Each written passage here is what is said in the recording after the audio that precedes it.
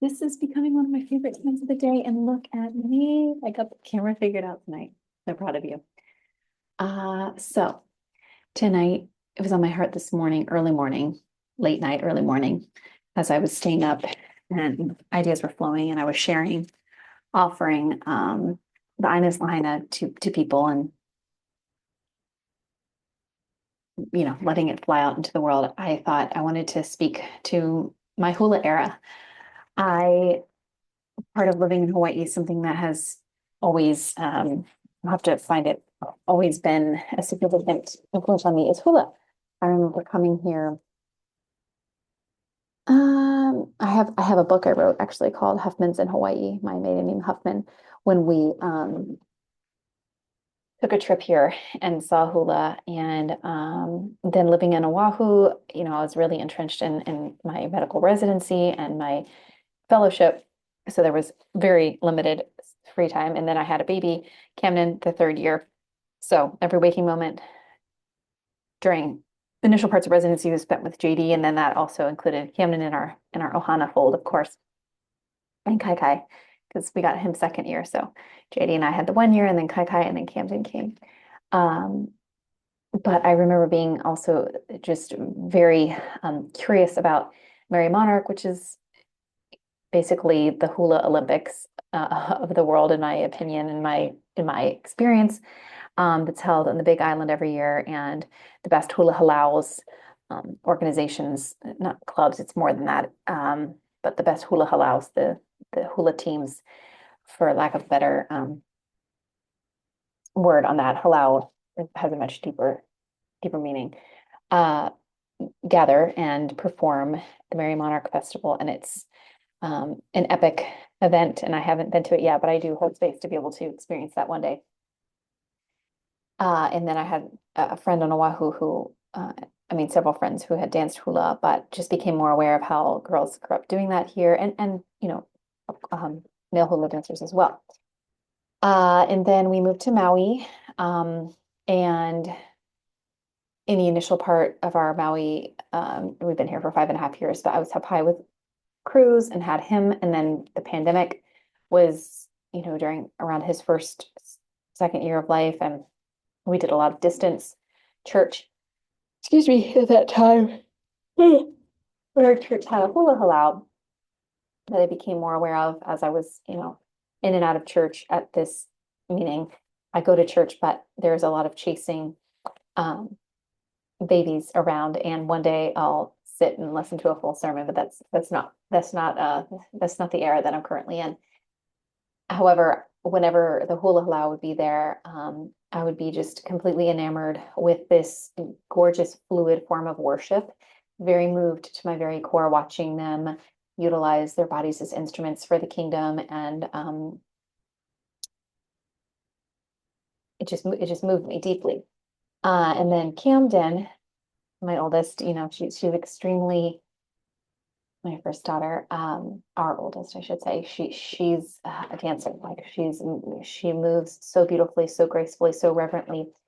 And she's done hula camp the past 2 years at our church in the summer. And um, anyway, so there's just been a lot of different, um,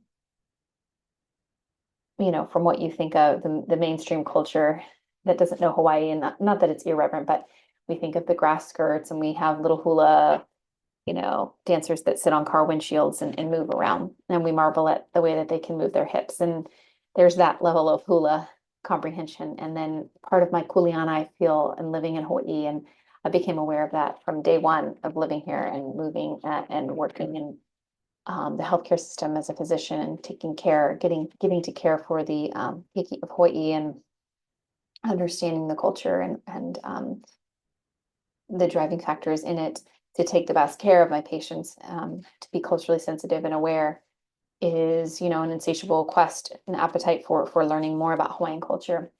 And so, there's different ways of doing that. And that's, for me, it's always remaining curious, open to learning, meeting and conversing with friends of Native Hawaiian ancestry, understanding more about the Olelo Hawaii Hawaiian language, reading children's books, that teach me about it and teach my children about it. I've been going to Hawaiian immersion, Hawaiian parent-led Hawaiian immersion preschool for 5+ years with Cruz, and Camden joined for a few years, and now Chord, so that I can learn songs and counting and the basic building blocks of the beauty of this language, and be part of the revitalization efforts and learn about the land and how poi and how the taro plants and how poi is pounded out and of the kalo, and all of it. I'm fascinated by it all. I'm learning all the time.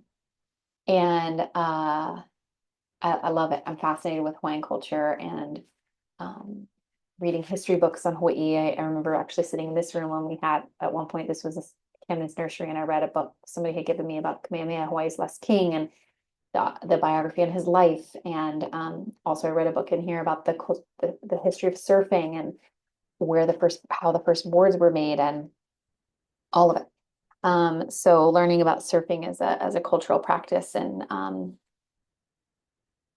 the cyclical nature of how Hawaii is connected to the land and the sea. And both of those have greatly impacted my, time here and learning surfing, and in the books that I've written in Oceans of Aloha and celebrating the Aloha spirit, and then the Aina that is Lahaina and honoring the nonlinear healing path forward for Lahaina.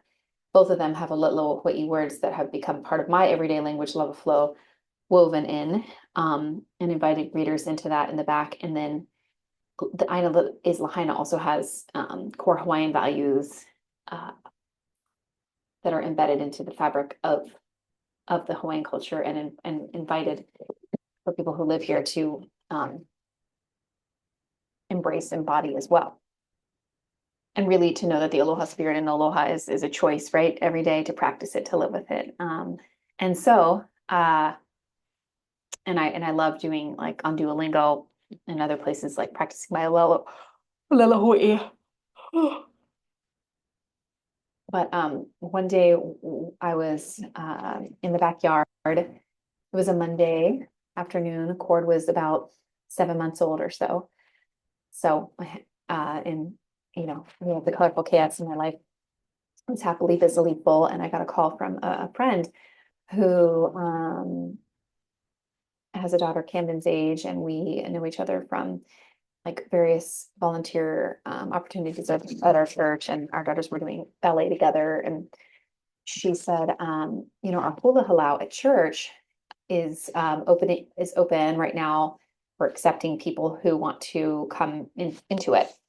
And again, like the hula halau at church is something I had always admired, but it also felt like kind of a closed secret society of Wahine women whom I respected, but I felt like a sorority that was hard to like tap into, kind of thing.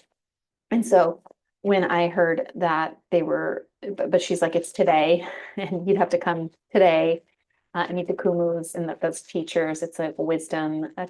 To me, it's like a term of reverence and endearment for a teacher, someone who has wisdom and is teaching you a craft and you honor. So the kumus are the teachers of the halau, and you'd have to come today. And here's what to wear. She was like, okay, basically black. I had my Hawaii Steve Jobs outfit on. I got out my black Lululemon pants and a black dry fit shirt from JD, and slippers because you're barefoot, and brought my Bible along because there was some fellowship time with the sisters as well. And I had no idea what to expect. And I walked in that day, and it's about 2 to 3 hours on Mondays at our church.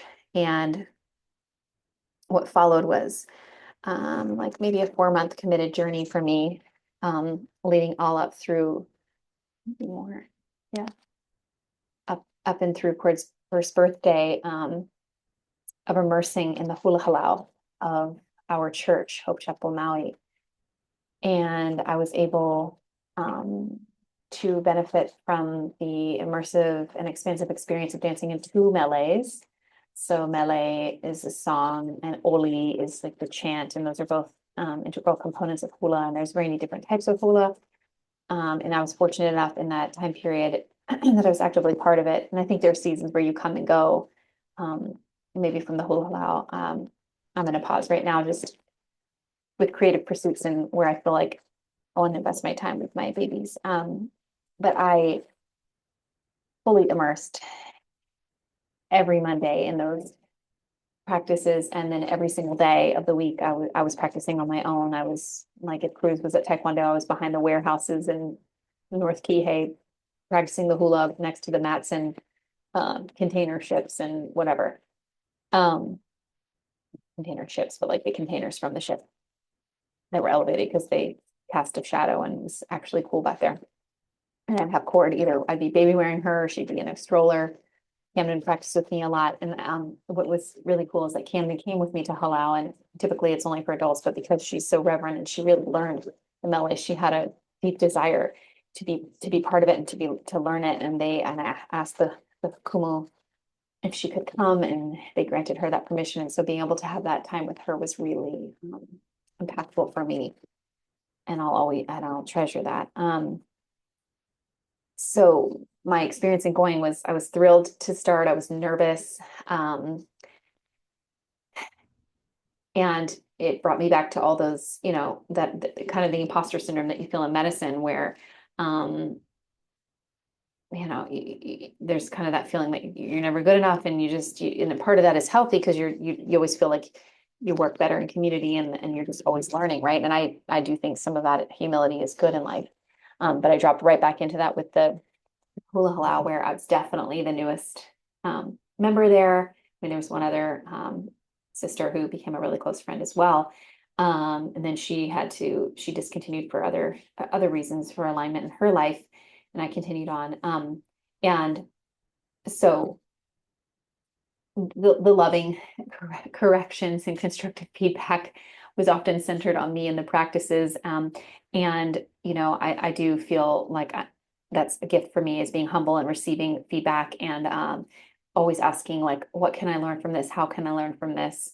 And I think it was powerful for Camden to see me hearing and receiving feedback, just being a mom and in a place where in the house, like, I'm not corrected so often, right? But in this setting, that not the adage, the loyal man on the totem pole, but just truly being the freshest person in the halal of an experienced group of women who have been dancing maybe their whole lives, or just have been dancing for quite a number of years, some decades, who are just exquisitely graceful. And I appreciated their instruction, their correction, and their aloha in guiding me along my path.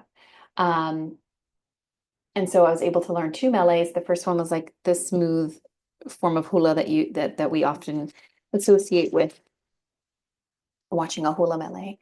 And that one we performed for Mother's Day, and it was rather lengthy and long and beautiful. And the second one was we performed on Father's Day, and it was a kahiko, and more, from what my understanding, like a more ancient primitive form of hula that preceded. And it had stomping and was definitely more masculine and had more, but like we did a chant in the beginning as we walked onto the stage to it, and our teacher used her implement, which is usually like a hollowed out gourd of some that the more experienced hula people have. And she did the oli as we performed it, and it was so powerful.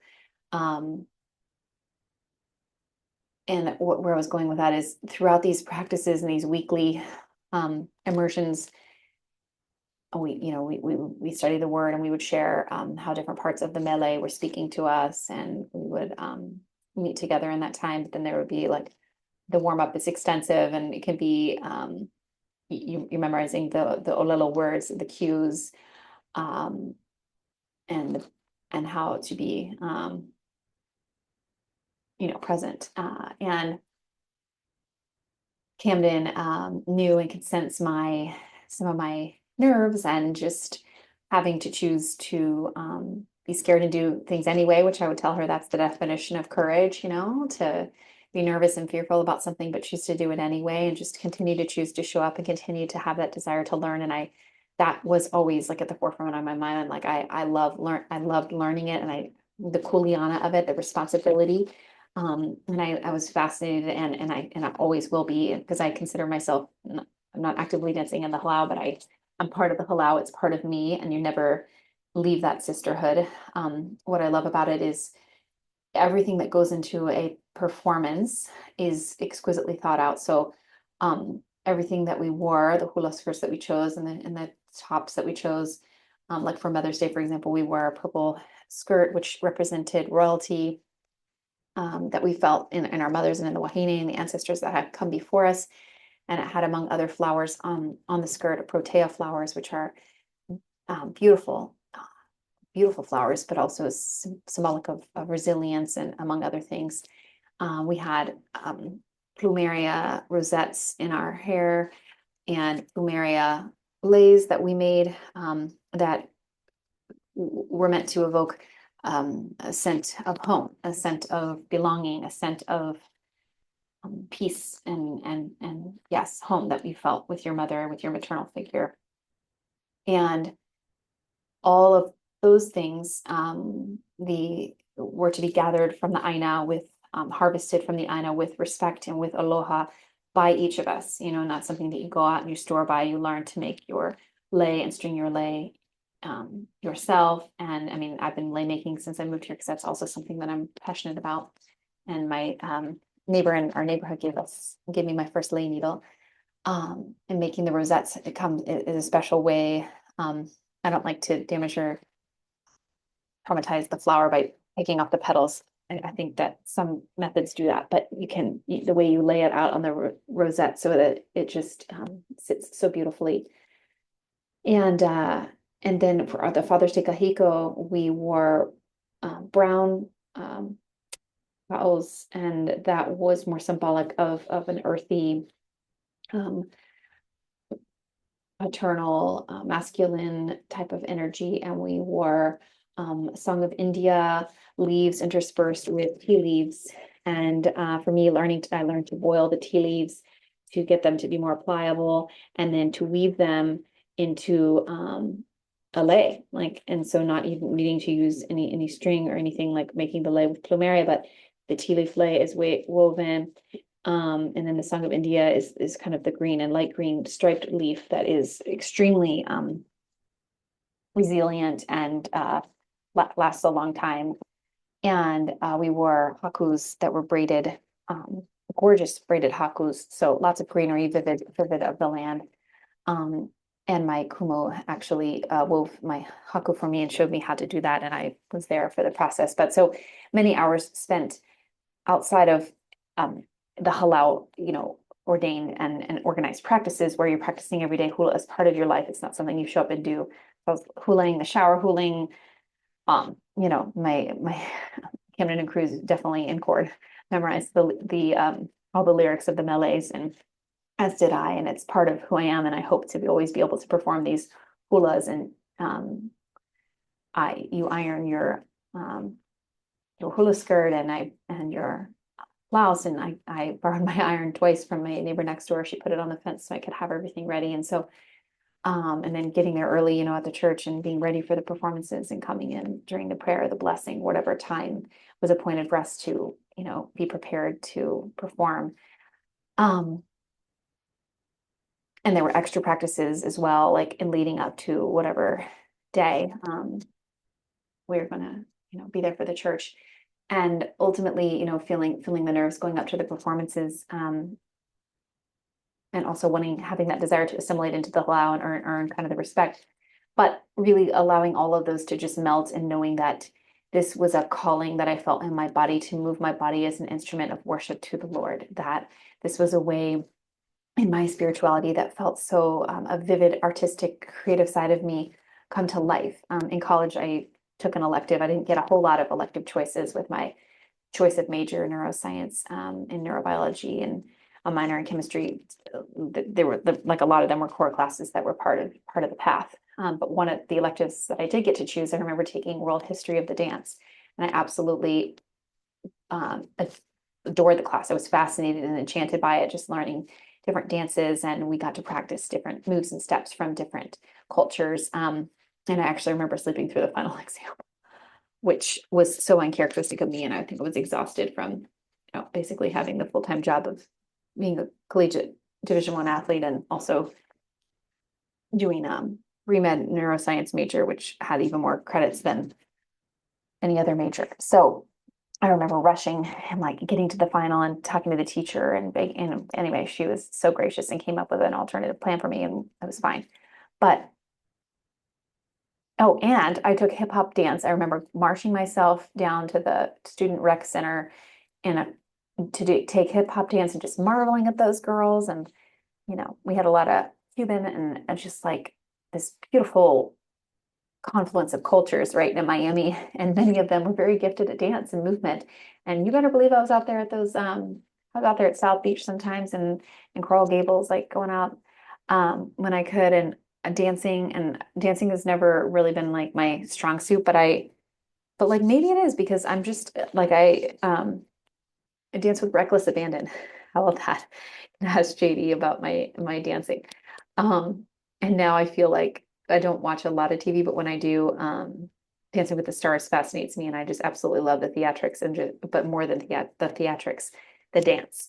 And I'm so floored and inspired by people doing that kind of movement. So anyway, back to hula and just knowing that um, it was challenging, yeah, like showing up and being humbled and learning it all and being so new into the culture, not having grown up with it and being 41 going on 42 years old and learning, or 41 I guess at the time.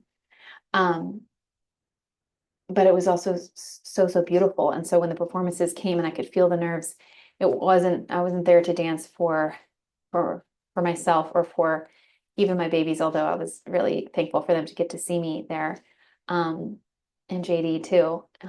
But and for his sacrifice, while I was practicing the ballet and watching be manning the fort during all this extra time that being in the halau required. Um, but and all the drives that we had to do to go around to harvest the correct flowers. I remember harvesting the tea leaves and on walks in Wailea and driving around Kihei and finding the plumerias. But knowing that it was a fluid act of surrender in my body, in my soul, in my spirit for the kua, for the creator. Um, and that I desired for my body to be an instrument of worship and for him to utilize my movement in any way that could uplift the kingdom and inspire others and show his love and show his aloha, reflect his aloha, his vertical ultimate aloha. And so I remember the bright lights on the stage church that day, like very first Mother's Day melee for the Mother's Day melee, and feeling and noticing my hands trembling a little bit, and then just really settling because I performed twice that day for both times, for the different church services, and really melting into allowing it to flow. Like I knew the steps, I had rehearsed them many times. The muscle memory was there. And it was allowing it to be a transcending form of a fluid movement, of fluid worship, and to be something deeper and the deeper that it had been all along. And that I once had sat on that audience and it had moved me to my very core, and being up there on the other side of it was where I had always been meant to be.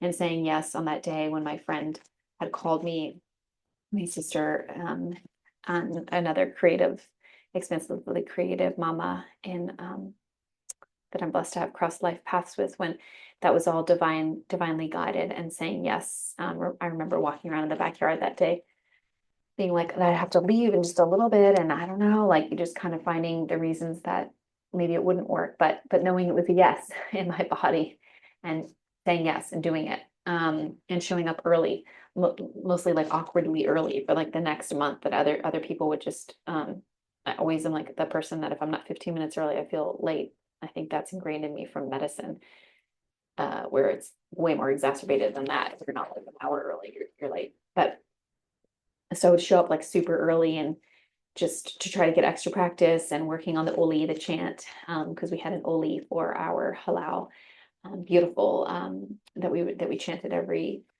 time prior to beginning practice, and just the reverence with all of it. Where there's the chanting of the oli, and then you place your hula skirt down on it. It doesn't go on the bare ground or the chair.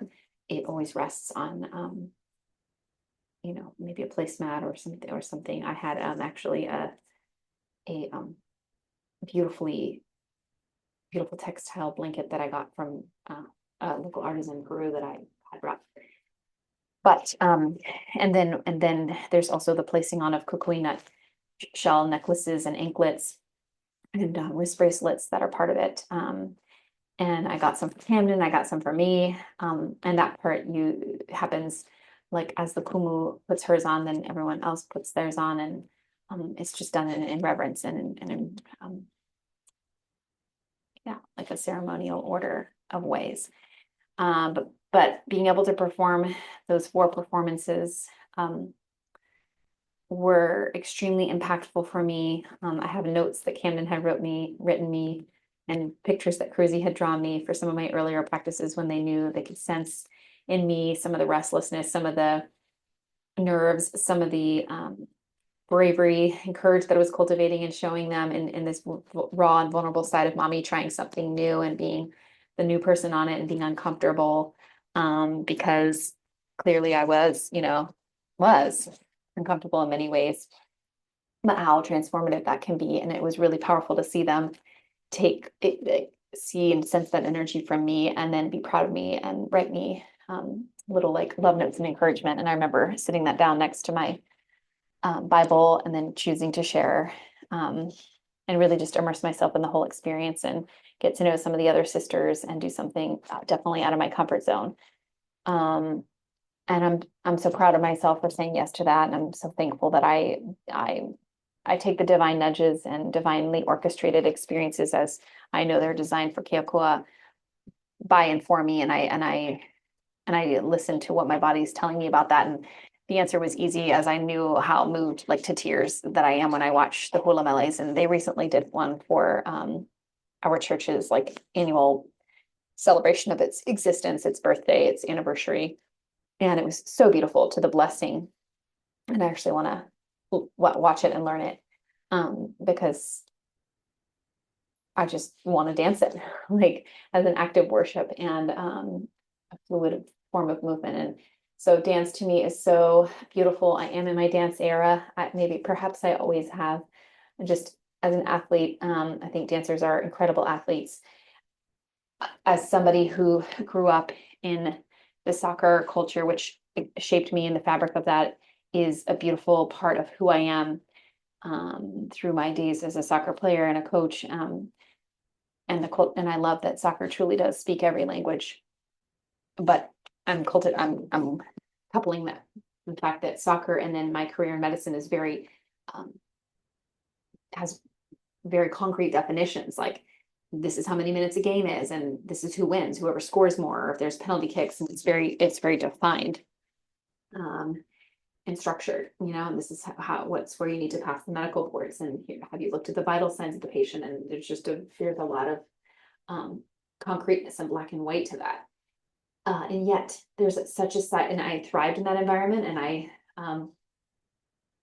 almost forced thrived, meaning like, yeah, I thrived in it and I passed all my boards and all these things except for one board, and I will speak to that. But passed like multitudes of boards with flying colors and just excelled in medicine and clinically and very talented, I feel. Especially when I get out of my own way and I second guess myself and just trust. But there's always been a huge part of me, the college student who showed up to the world history of the dance and dragged herself, even though she was so tired, to hip hop dance classes at the student rec center, and said yes to hula halau, and writes books and loves to color mandalas and you know wants to do sun salutations on her own, and is a human jukebox who loves the arts, loves music, loves coloring outside those lines, resonates with the imperfect lines of the trefulatries of Dr. Seuss. So basically unstructured art in its raw, authentic, genuine, vulnerable beauty. And that's hula to me. Although there is like a lot of structure and form in hula, and there was a lot of feedback, at its heart, it is a surrender, graceful, fluid flow of one's body connecting to the aina, to the kai, to the sea, to the land, to keikua, to spiritual energy, to vertical awe. And that is something that I feel so grateful to have experienced and embodied now, and it's part of me now. So I'm in my hula era. And I immersed deeply in it in this past season from deeply from like, I guess it was maybe March to June. Um, and now it's definitely embodied and there was a hula halal pause. And then as things started back up in fall, I'm choosing to pivot now and right in this season to all the roles that I'm happily embracing and feel convicted to invest my time in and to be mindful of what I say yes to and what I say no to. But I am in my hula era, and it was important for me to kind of like speak to that and claim it and own it, and also surrender it, and give gratitude for it, and that I can continue my journey of Kuleana and my responsibility to learn about Hawaiian culture, and share it through the ways that feel reverent and uplifting for me right now. That's through my children's book and continuing to myself learn Olelo Hawaii and dive further into this beautiful culture and space and place that I get to grace and call home and raise my babies in.